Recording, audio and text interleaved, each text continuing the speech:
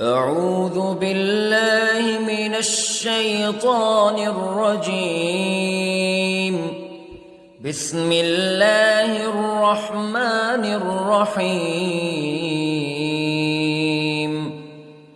الرحمن علم القرآن خلق الإنسان علمه البيان.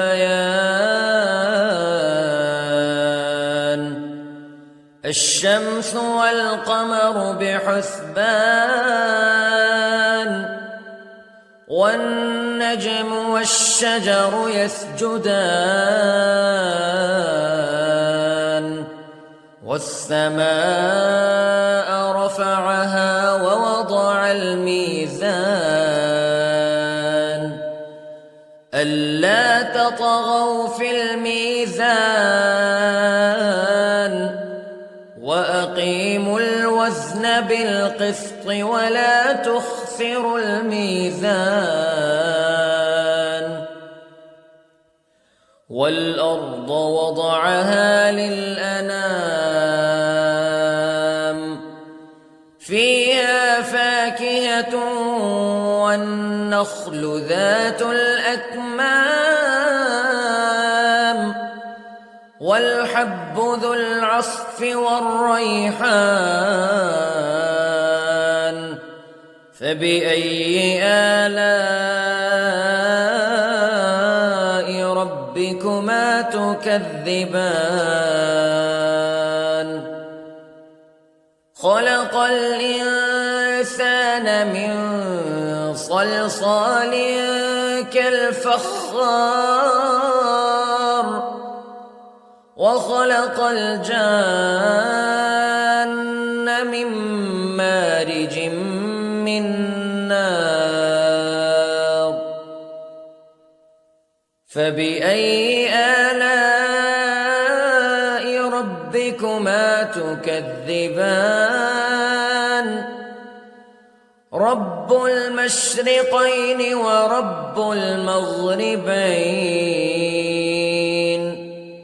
فبأي آلاء ربكما تكذبان. مرج البحرين يلتقيان بينهما برزخ لا يبغيان فبأي آلاء ربكما تكذبان. يخرج منهما اللؤلؤ والمرجان فبأي آلاء ربكما تكذبان. وله الجوار المنشآت في البحر كالأعلام فبأي آلاء ربكما تكذبان. كل من عليها فان ويبقى وجه ربك ذو الجلال والإكرام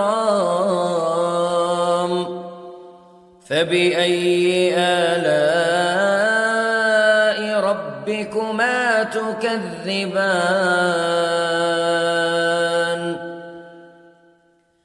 يسأله من في السماوات والأرض كل يوم هو في شأن فبأي آلاء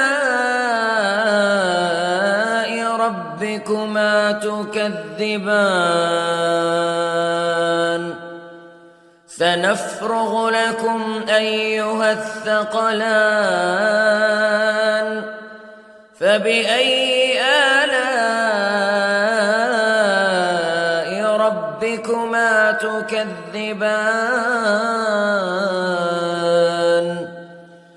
يا معشر الجن والإنس استطعتم أن تنفذوا من أقطار السماوات والأرض فانفذوا لا تنفذون إلا بسلطان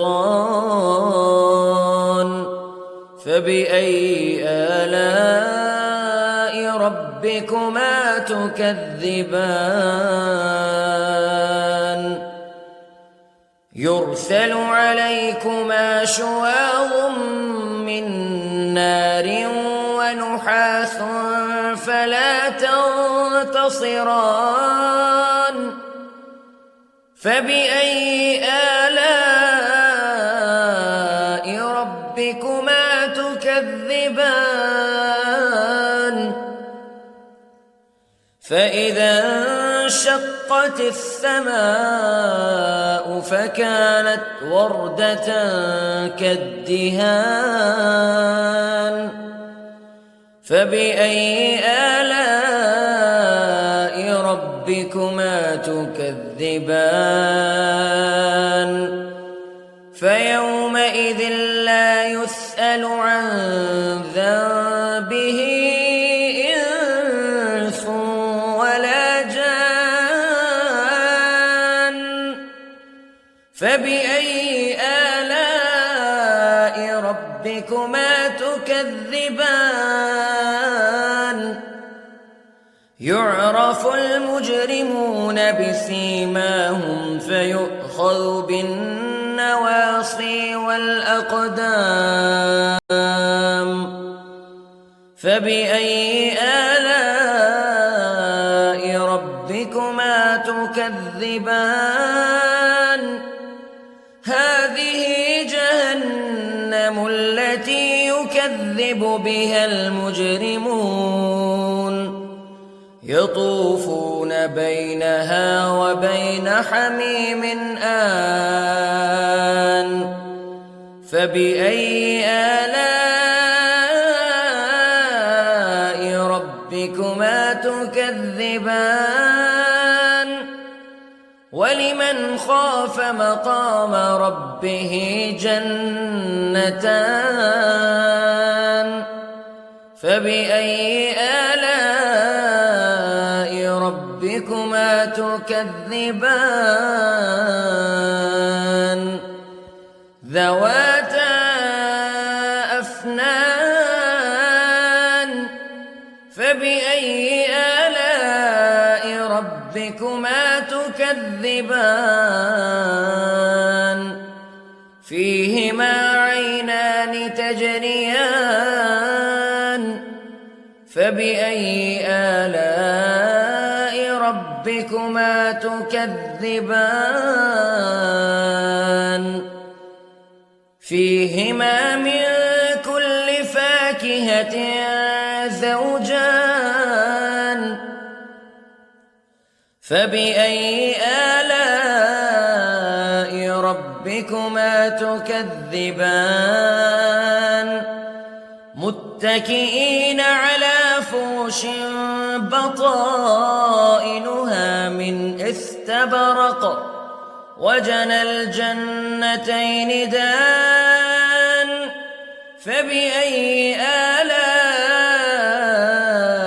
ربكما تكذبان فيهن قاصرات الطرف لم يطمثهن إنس قبلهم ولا جان فبأي آلاء ربكما تكذبان كأنهن الياقوت والمرجان فبأي آلاء ربكما تكذبان هل جزاء الإحسان إلا الإحسان فبأي آلاء ربكما تكذبان ومن دونهما جنتان فبأي آلاء ربكما تكذبان مدهامتان فبأي آلاء ربكما تكذبان فيهما عينان نضاختان فبأي آلاء ربكما تكذبان فيهما فاكهة ونخل ورمان فبأي آلاء ربكما تكذبان فيهن خيرات حسان فبأي آلاء ربكما تكذبان حور مقصورات في الخيام فبأي آلاء ربكما تكذبان لم يطمثهن إنس قبلهم ولا جان فبأي آلاء ربكما تكذبان متكئين على رفرف خضر وعبقري حسان فبأي آلاء ربكما تكذبان تبارك اسم ربك ذي الجلال والإكرام